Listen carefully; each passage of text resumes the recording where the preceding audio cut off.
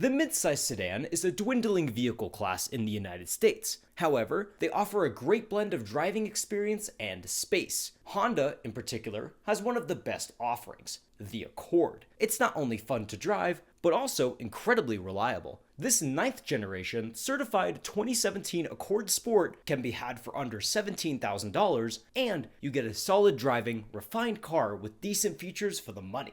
If you shop around, you can find these cars for under $15,000. With 90,000 miles, this example is ticking just fine, with absolutely zero signs of going anywhere, looking really good while doing it. Let me show you why the Honda Accord Sport is one of the best midsize sedans you can buy. But first, I want to extend a massive thank you to Findlay Honda for lending me this certified Honda Accord for the afternoon.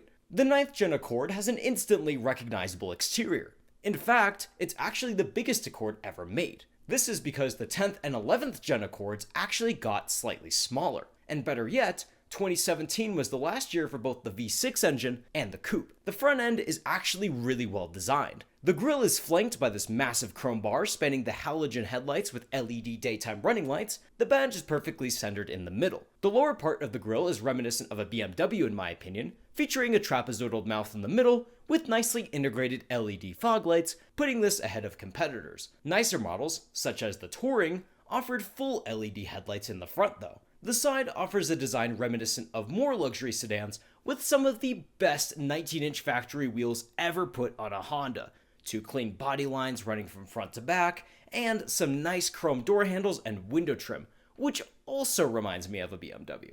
Around back, the bold chrome theme continues with a bar bridging the taillights, which are halogen with amber signals and an LED for the running light. Even though they're halogen, they look incredibly premium. The last bit of chrome bridges the bottom bumper, just above the dual exhaust pipes. Because of the chrome, black might have been the best color choice for the Sport. But the good news is that Honda kept the same styling for the nicer Touring. And under the hood, you get a 2.4-liter naturally aspirated Earth Dreams K24 inline 4-cylinder outputting 189 horsepower and 182 pound-feet of torque. This is mated to a CVT, but a manual was also offered. However, you could upgrade to the 278 horsepower 3.5-liter naturally aspirated V6 engine on the EXL and Touring models, which also included a better 6-speed automatic transmission and an optional manual on those too. The Honda Accord is proving to be a great value, but the interior will be the real test, especially on the Sport. Now once we're inside this Honda Accord, you'll immediately notice this very nice leather-wrapped steering wheel with quite a bit of buttons. Beginning on the right-hand side, we have all of your cruise controls. Just press this and it'll turn on the cruise main, and then you can very easily adjust all of your cruise controls. Now these left side buttons are primarily for your radio, but press this button and you can change all of the display input settings on your semi-infotainment system. And down here we have a few more phone controls, including your voice control. And there's some really nice gloss black elements, although I personally wish these were some kind of aluminum because they attract quite a bit of fingerprints. And even though we have a CVT, we actually have paddle shifters. We can simulate 7 different gears on these. The turn signal stalks feel pretty good with built-in headlight and fog light controls. And down here are all of your very easy to use wiper controls. If we pull on this little lever just underneath the steering wheel, we can manually tilt and telescope the steering wheel, giving you quite a bit of range. And up here we have your semi-analog and digital gauge cluster. We have a nice little tack off to the side here, but in the middle lives this really nice speedometer, and I love how the needle seems to float in midair. And off to the right we got your temp gauge and fuel gauge. But what's really nice about this screen is it's got a little tiny digital element in there with a little indicator for your miles per gallon, your odometer, and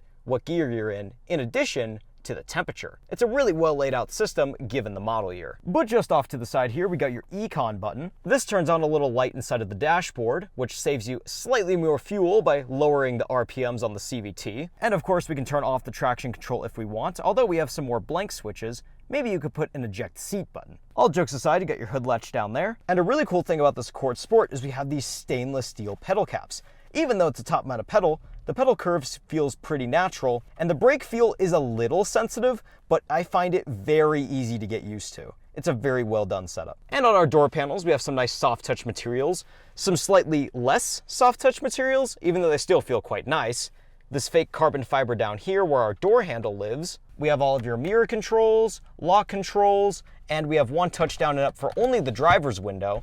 as they cheaped out for all the other windows, but I don't really see that as a big deal. We have a nice padded armrest here, a pretty decent sized door pocket with some cheap plastic down there. And even though this is the Sport, we actually have power recline, power slide, and power height adjust with 2 tiers. It's pretty nice for a base level trim. The driver's seat also has lumbar adjustment. Now in the center lives the star of the show, this pretty hard to use infotainment system. It's primarily controlled through all of these controls that live between your air vents. We have a bunch of shortcut buttons here, kind of like on a BMW. We have aux in, Bluetooth, AM and FM radio, plus a CD player. Press this button and you can easily change the brightness of the screen, which is really well appreciated. Now, pairing a Bluetooth device is a little bit of a pain in the butt. First of all, it'll ask you on the screen if you want to pair a device, if you currently have it selected in the Bluetooth audio mode, but I actually find it very easy to press the source button right here and just switch between the various audio sources. So while it isn't the easiest to use system, I love how there are a ton of physical buttons with no touchscreen whatsoever. You can use the volume button to easily select stuff, you can use this button to easily select stuff, as you can see on this settings screen right here, and we got your hazard button living right under there. Now this is 2017, and in fact, this was one of the first ever cars to come with Apple CarPlay and Android Auto. It had a little tiny screen that lived right down here, with the second screen called the iMid living above here.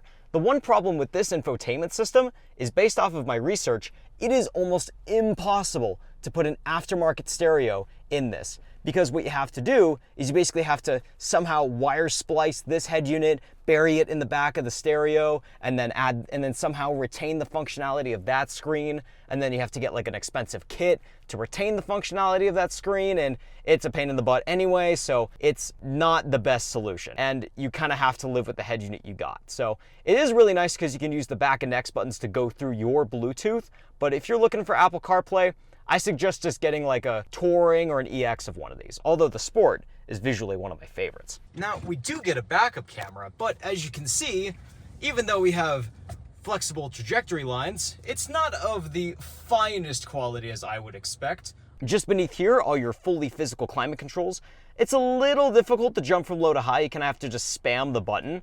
But again, everything is fully physical, so it's really nice. And one thing I noticed is that the AC is literally ice cold in this vehicle, which is really nice given that this thing has 93,000 miles on it. Now, unfortunately, we don't get any heated seats, which would otherwise live right here, but the Accord Sport Special Edition did indeed offer those heated seats. Right down here, we have a nice little hidden storage door with a little USB port. We have a nice little 12-volt socket, even more storage down here, and we have the shifter for your continuously variable transmission, or the dreaded CVT. This is one of the biggest drawbacks of this Accord, so I'll get back to that in a bit. But not all Accords came with the CVT in 2017. You see, 2017 was the last year for the V6, meaning that you could get these with a 6-speed automatic transmission, specifically on those. Personally, I'd go with the V6 Touring, even though this is a really good price. Down here we have some really nice cup holders. They only have 2 teeth, but they hold my cup perfectly well. And we have my favorite part, the mechanical handbrake. And just behind here, we have a nicely padded center armrest. You can pull on that with this little latch right here. We have even more space down here, and we get yet another 12-volt socket. So Honda's really got you powered up in this Accord Sport. Working our way down the dashboard, which is, by the way, kind of this nice squidgy soft touch material. It feels a lot like what they do in the German cars. We have this non-lockable glove box that is actually quite large, even with the user's manual inside of it. So really well done. Just above here, we just have a standard dimming mirror, but up here you get a nice little sunglass holder, some dome lights, but sadly, we don't get a sunroof. However, pull the sun visors down, you get yourself a nice little convenience light. If you pull it out, get some little extendy bits as well. And to my surprise, the passenger side even extends. Even though the driver's seat is power adjustable, this is only manually sliding and reclining, although with this leatherette / cloth combination. Feels pretty nice to the touch, and it feels pretty nice to sit in too. So even though there could be some improvements, Honda did a really good job on the materials and features, given that this is only the second to base level sport trim. Now, once we're in the back of the Accord, I am quite amazed by just how much legroom we have. That's pretty impressive for a mid-sized sedan of this class, keeping in mind this seat is my default driving position, me being about 5'8.5". And I actually get quite a bit of headroom too, making this one of the largest back seats in its class. Now, even though this part and this part are all soft touch,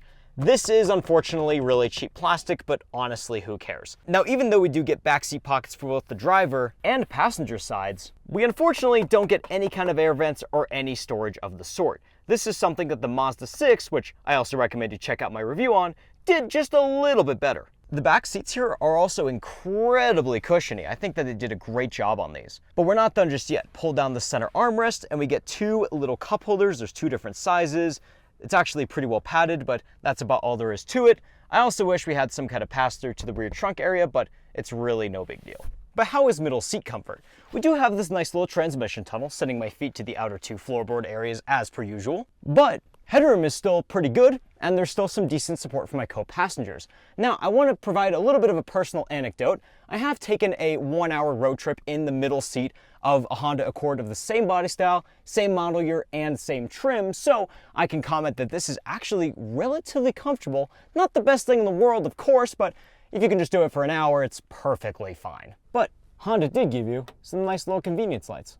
But as always, we can fold these back seats to gain access to the trunk, which unfortunately can't be opened with any kind of latch down here, but pop the trunk and it opens very smoothly, yielding access to quite a bit of space inside of here. You can see it's very well laid out here. There is a very tiny opening between there, but the good news is if we fold this up, we get a nice little space saver spare with a nice little jack and pretty much everything you need if you break down on the side of the road. But as always, if we fold these little levers, we can actually fold the seats with just a little movie magic, and we can gain quite a bit more room back here. Now, for whatever reason, that seat didn't fold all the way flat. I assume it's because I got something back there, but that's about as flat as they're supposed to be. And you can effectively turn the back of the Accord into a van. But again, I do wish that opening was just a little bit wider. One thing that's nice though you get back here is a nice little dome light. But let's go ahead and see how the Accord Sport drives. Now, I immediately want to start with the steering because I think this has some of the best steering feel of any of the mid-size sedans offered, even by today's standards. In 2017, the landscape was just a little bit different. Mazda was still making the Mazda 6, Volkswagen was still making the Passat, which had recently switched to electric power steering from the hydraulic power steering, making this, I think, the best. It's got quite a weighted feel to it, even without having a sport mode, and so it's pretty fun to drive. You can tell that Honda has tuned this steering a little bit differently from the non-sport models like the LX, EX, etc.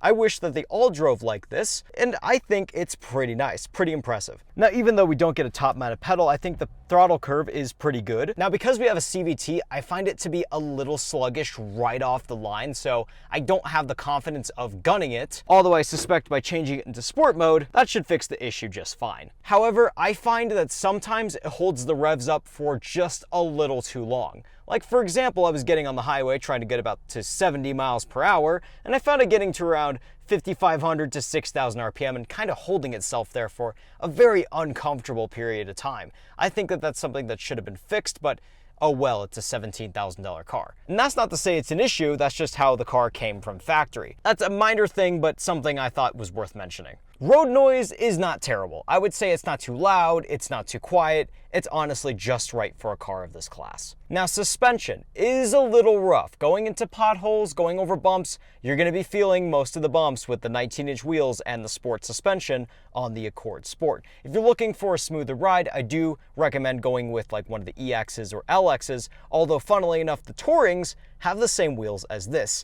That's not to say that they are some of the prettiest wheels a Honda has ever put on a car, even compared to the ones that they're offering today. Now, I didn't really have a chance to try out the paddle shifters, but I don't really see them doing too much for me, since all it's going to do is simulate gears. That won't really fix the issue I have with it feeling a little slow off the line. But that's just me. I like my cars to be pretty quick off the line. But even then, the 2.4 liter 4-cylinder with 189 horsepower gives you just enough power to get you where you need to be. It's great for a commuter car, but it's definitely not performance oriented. If you're looking for something performance oriented, I recommend going with one of the V6 Accords, because even though I haven't driven one yet, I've heard they have more power. They have a 6-speed automatic transmission, unlike the controversial CVT, which, by the way, is pretty reliable from my experience. And it gives you a more fun driving experience with better features like Apple CarPlay, and it really just fixes all of the issues that I have with this Honda Accord. But even still, $17,000 is a great price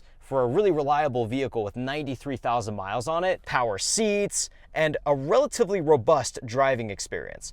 I can say with confidence that if you're looking for a basic commuter car, the 9th generation Honda Accord Sport is a fantastic way to go.